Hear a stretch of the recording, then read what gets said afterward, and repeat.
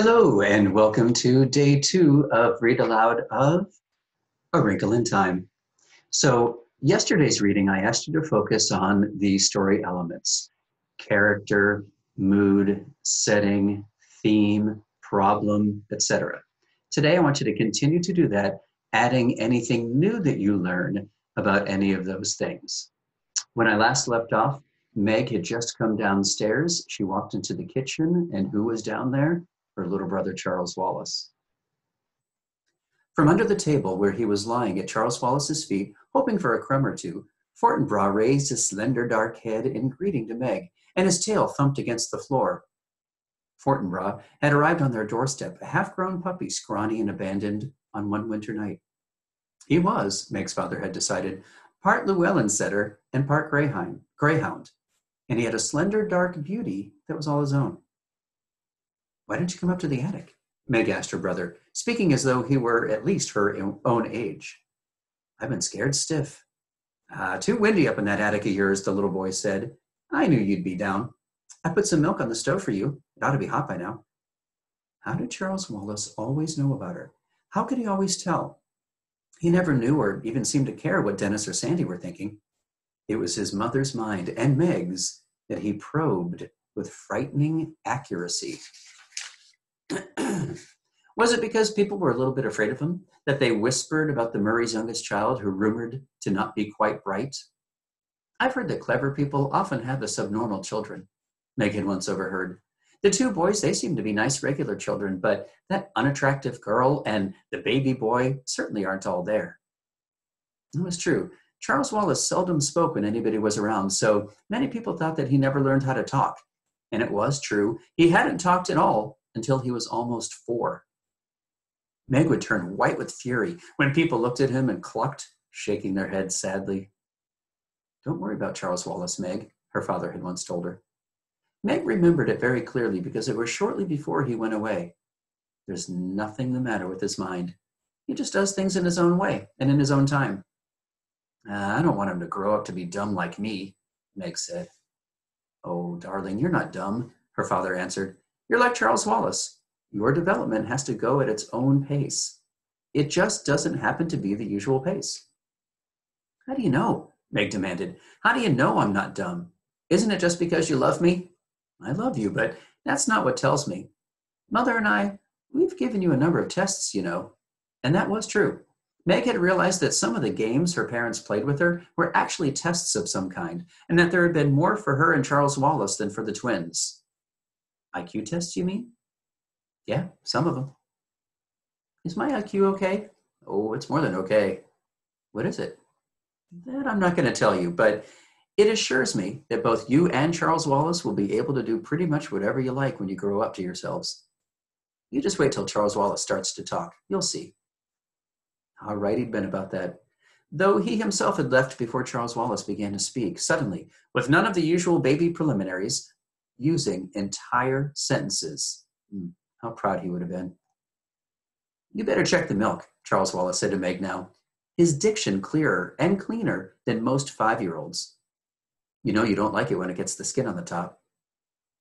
"You put in more than twice enough milk." Meg peered into the saucepan. Charles Wallace nodded serenely. "I thought Mother might like some." "I might like what?" a voice said, and there was their mother, standing in the doorway. "Cocoa," Charles Wallace said. "Would you like a liverwurst and cream cheese sandwich?" "That sounds disgusting." "I'll be happy to make you one." "Oh, that would be lovely," Mrs. Murray said, "but I can make it myself if you're busy."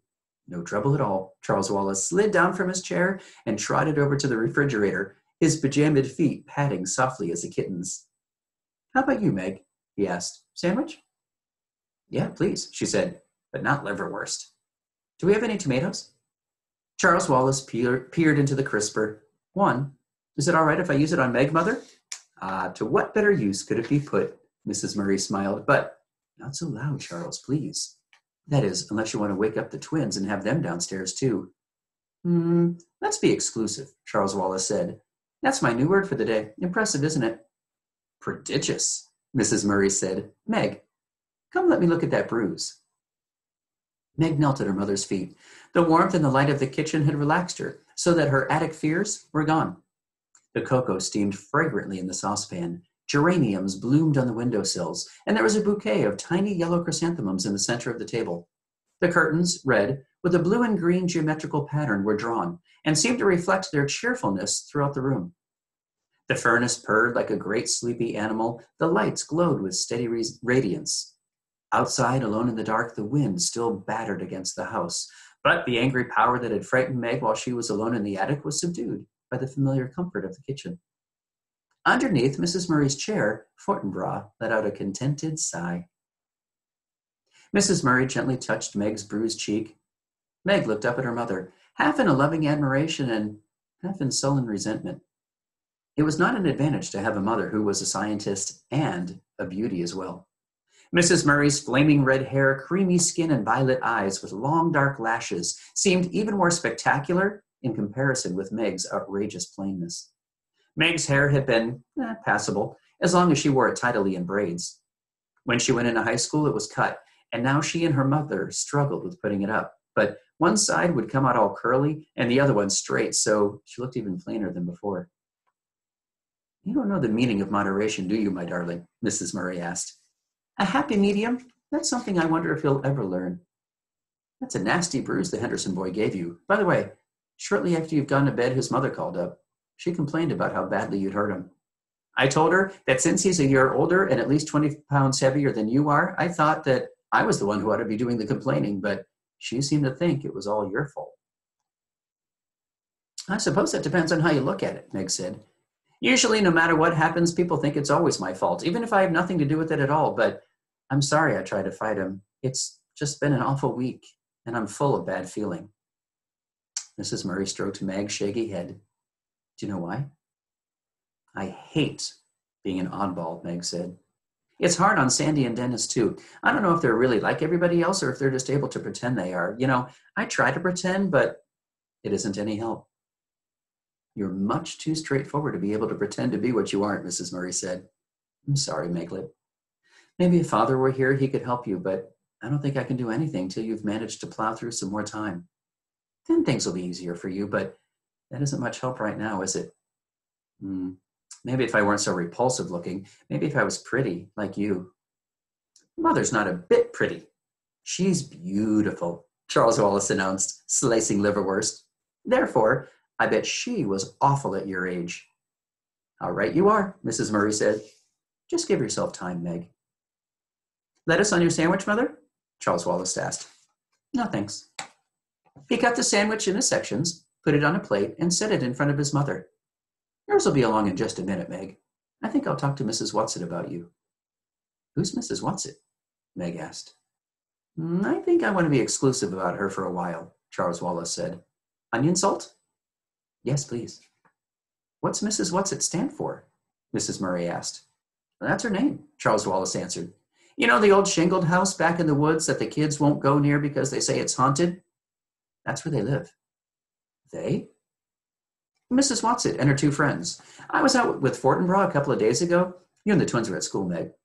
We liked to walk in the woods, and suddenly he took off after a squirrel, and I took off after him, and we ended up by the haunted house, so I met them by accident, as you might say."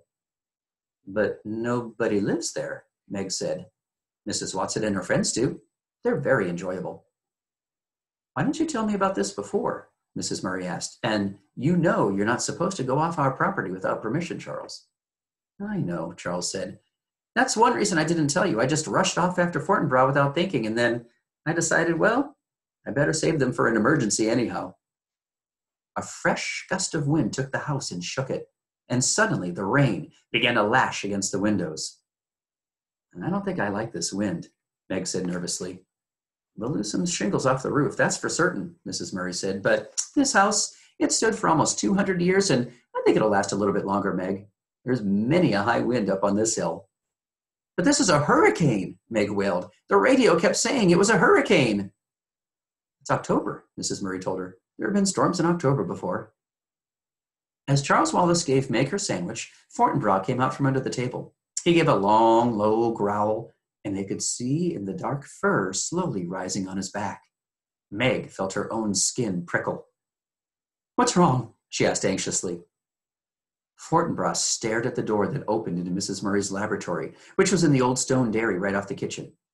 Beyond the lab, a pantry led outdoors, though Mrs. Murray had done her best to train the family to come in through the house through the garage door, or the front door, and not through her lab. But it was the lab door and not the garage door toward which Fortinbras was growling. "You didn't leave any nasty-smelling chemicals cooking over a Bunsen burner, did you, Mother?" Charles Wallace asked. Mrs. Murray stood up and said, "No, but I think I'd better go see what's upsetting Fort anyhow." "It's the tramp. I'm sure it's the tramp," Meg said nervously. "What tramp?" Charles Wallace asked. "They were saying at the post office this afternoon that a tramp stole all of Mrs. Buncombe's sheets." "We'd better sit on the pillowcases then," Mrs. Murray said lightly. "I don't think even a tramp would be out on a night like this, Meg." "But that's the problem. That's why he is out," Meg wailed, "trying to find a place not to be out." "In which case, I'll offer him the barn till morning." Mrs. Murray went briskly to the door. "I'll go with you." Meg's voice was shrill. "No, Meg, you stay with Charles. Eat your sandwich." "Eat?" Meg exclaimed as Mrs. Murray went out through the lab. "How does she expect me to eat?" "Mother can take care of herself," Charles said. Physically, that is. But he stood in his father's chair at the table, and his legs kicked at the rungs. And Charles Wallace, unlike most small children, had the ability to sit still. After a few moments that seemed like forever to Meg, Mrs. Murray came back in, holding the door open for, was it the tramp? It seemed small for Meg's idea of a tramp. The age or gender was impossible to tell, for it was completely bundled up in clothes. Several scarves of assorted colors were tied about the head, and a man's felt hat was perched atop. A shocking pink stole was knotted about a rough overcoat, and black rubber boots covered the feet. "Mrs. Whatsit?" Charles said suspiciously. "What are you doing here? And at this time of night, too?" "Now, don't you be worried, my honey." A voice emerged from among the turned-up coat collar, stole, scarves, and hat. A voice like an unoiled gate, but somehow not unpleasant. "Mrs. Whatsit? She says she lost her way," Mrs. Murray said. "Would you care for some hot chocolate, Mrs. Whatsit?" "Charmed, I'm sure," Mrs. Whatsit answered, taking off the hat and the stole. "It isn't so much that I lost my way as I got blown off course. And when I realized that I was at little Charles Wallace's house, I thought I'd just come on in and rest a bit before proceeding on my way." "How did you know this was Charles Wallace's house?" Meg asked. "Oh, by the smell." Mrs. Whatsit untied a blue and green paisley scarf, a red and yellow flowered print, a gold Liberty print, a red and black bandana, all of this under a sparse quantity of grayish hair that was tied in a small but tidy knot on top of her head. Her eyes were bright, her nose a round, soft blob, her mouth puckered like an autumn apple. "Oh my, but it's lovely and warm in here," she said. "Do sit down." Mrs. Murray indicated a chair. "Would you like a sandwich, Mrs. Whatsit? I've had liverwurst and cream cheese. Charles has had bread and jam, Meg, lettuce and tomato." Now let me see," Mrs. Whatsit pondered. "I'm passionately fond of Russian caviar." "You peaked!" Charles cried indignantly. "We're saving that for Mother's birthday, and you can't have any." Mrs. Whatsit gave a deep and pathetic sigh. "No," Charles said. "Now you mustn't give in to her, Mother, or I shall be very angry. How about a tuna fish salad?" "All right," Mrs. Whatsit said meekly. "I'll fix it," Meg offered, going to the pantry for a can of tuna fish. "Oh, for crying out loud," she thought. "This old woman comes barging in on us in the middle of the night, and Mother takes it as though there weren't anything peculiar about it at all. I'll bet she is the tramp. I'll bet she did steal those sheets.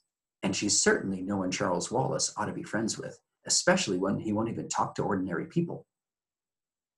"I've only been in this neighborhood a short time," Mrs. Whatsit said, as Meg switched off the pantry light and came back into the kitchen with the tuna fish.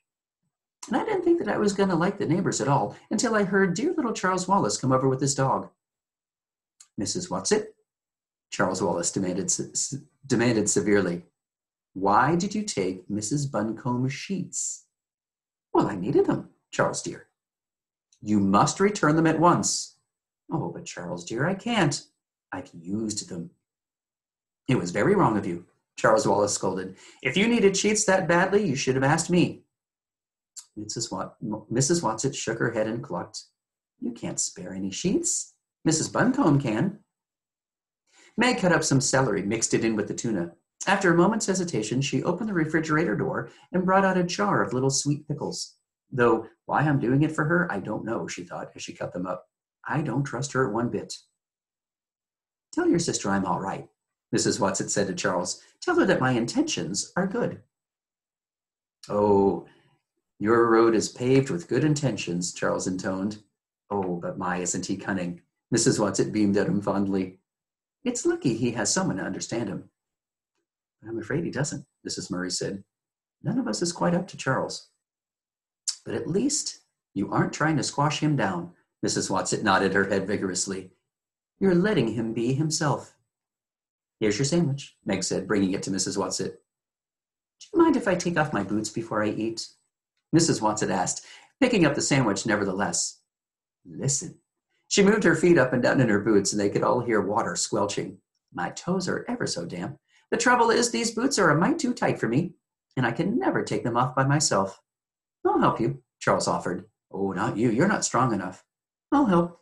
Mrs. Murray squatted at Mrs. Watson's feet, yanking on one slick boot. When the boot came off, it came off suddenly. Mrs. Murray sat down with a thump.